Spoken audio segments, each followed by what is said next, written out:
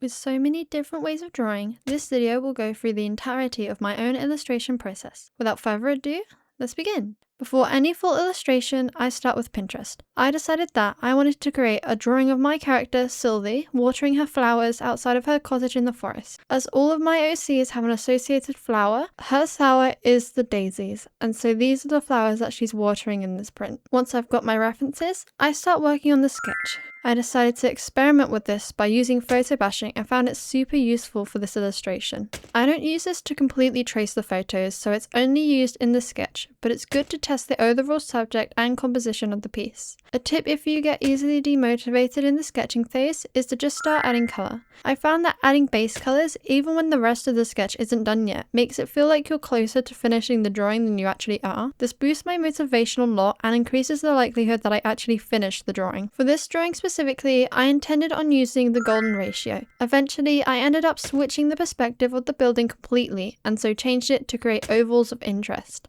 As you can see, I did this using the trees in the background and foreground to guide the viewer's eye to Sylvie. When rendering, I also used light and colour to catch the viewer's attention, which we'll see later in the video. I wanted to add depth to the drawing using these apples. I blurred them to make them stand out a bit less and add depth of field, contributing to the composition. During the sketching and colour blocking stage, I made a lot of design choices. As said previously, this is an illustration of my character Sylvie. Sylvie has a long-tailed tip bird motif in her design and lives isolated in the forest, taking a lot of inspiration from Disney's retelling of Rapunzel. If you want to know more about her, then I have a full video on it on my YouTube channel. To incorporate her long-tailed tip motif, I added small birds on the window design and some wings to the window as a window cover. I also wanted to give the impression that the house is a part of the nature around it. Because of this, I made the wooden window frames out of tree branches, and the wood in front of the house is actually a fallen tree. Now I've got a mostly finished sketch. It's time for arguably the most important part of the drawing. If you learn nothing else from my process, learn this: the flip. This shows where some parts of the drawing are unbalanced or wonky. I flipped my canvas multiple times throughout this process. During the first flip, I noticed how the background tree and the house are both quite wonky. You wouldn't see these issues easily without flipping the canvas. Moving on to main rendering. For my art style, I love using textured brushes for shading. Unfortunately, it's barely visible on low contrast backgrounds like this, but the experience of rendering with the textured brush is just more fun to me. I don't render in too much detail for this drawing initially because I tend to add ambience features last. These include lighting, particles, etc. Essentially, I knew that I would make the scene much darker at the end for the lighting, so I didn't need to add details that you wouldn't be able to see. However, I faced a big issue when rendering. I love adding lots of layers to keep things organized. I truly don't know how the one layer artists do it. However, I was making this illustration as a print, therefore it had to be in a high DPI and an A4 size. These two factors combined meant that adding layers would increase the amount of lag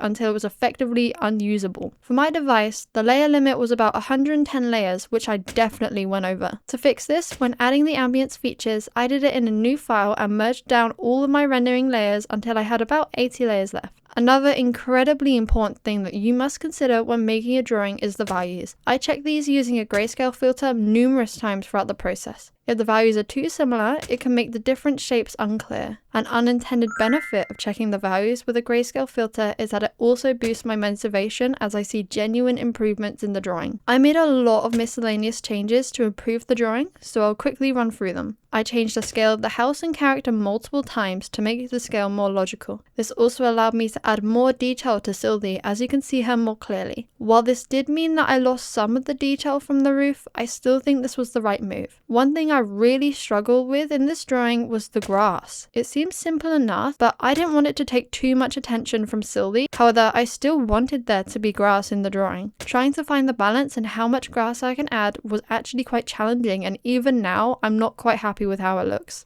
After redrawing some patches, I ended up with this, which I think is finally good enough to start the ambience features. Considering it took 13.5 hours to get to a point I felt that I could start adding the lighting, guess how long the whole drawing took in the comments. For my ambience features, I started with the lighting. Normally, I'd use a plain black layer on low opacity, but for this drawing, I decided to experiment. I chose a dark pink color on the multiplier layer to make it look more like dusk. I feel that this adds to the overall storytelling as it shows Sylvie gardening at all hours, showing her love for gardening and her lack of knowledge about societal norms around time. To add lighting to the drawing, I made layers on top of the dark pink layer. This makes the lighting stand out a lot more and also shows the texture of my brush clearly, which I appreciate. I also added some dust particles in order to add more life to the drawing. To add final touches, I added more rendering and it was done! Playing now is the full time lapse. I hope you can see all of the love that went into this drawing. Gentle reminder that you can buy this illustration as a print or digital download for you to print at home or use as a digital rule paper on my Etsy, which is linked in the description.